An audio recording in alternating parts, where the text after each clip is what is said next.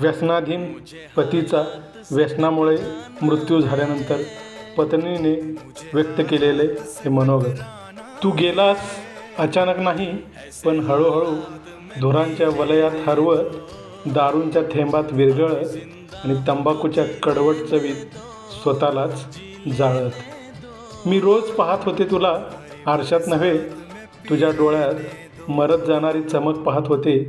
हातातली बाटली जड होत गेली, पण तुझं माझ्यावरचं प्रेम हलकं होत गेलं का रे?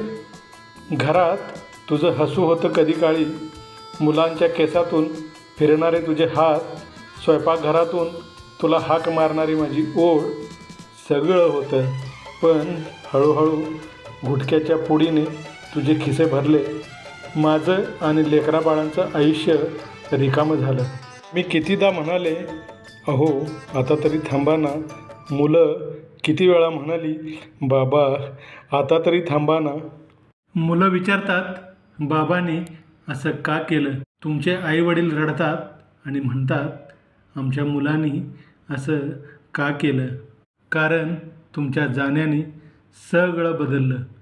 प्रेम, स्वप्न आणि हसणारी घरची दुनिया फक्त शून्यात रूपांतरित झाली. तुमच्या प्रत्येक पावलात मी शोधते, पण तुम्ही नाही येत. फक्त रस्ता, टक्कर आणि वेदना एवढंच उरलं आहे. सरतेशेवटी तुम्हीही सांगायचात की तुम्ही दारू सोडायला तयार आहात, पण दारू मात्र तुम्हाला सोडत नाही. तुम्ही सिगारेट सोडायला तयार आहात, पण सिगारेट मात्र काही तुम्हाला सोडत नाही. तुम्ही म्हणायचाच की तुम्ही ते मजेसाठी करताय, पण तो मजा मात्र फक्त तात्पुरता होता आणि शेवटी उरली फक्त ही रिकामी जागा. तरुणांनो, तुम्हाला जागा करण्यासाठी मी हे सांगत आहे.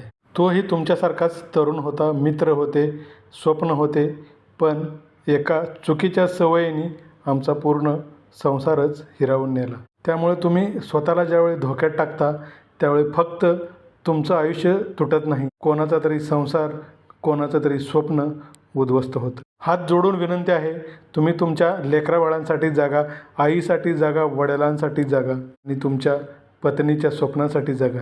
व्यसन फक्त एका क्षणाचा मोह आहे, पण पूर्ण आयुष्याची शिक्षा तुमच्या कुटुंबियांना देऊ नका. व्यसनाने माणूस गेल्यानंतर पूर्ण कुटुंबीय रोज दरवाजाकडे पाहतात, ते येतील.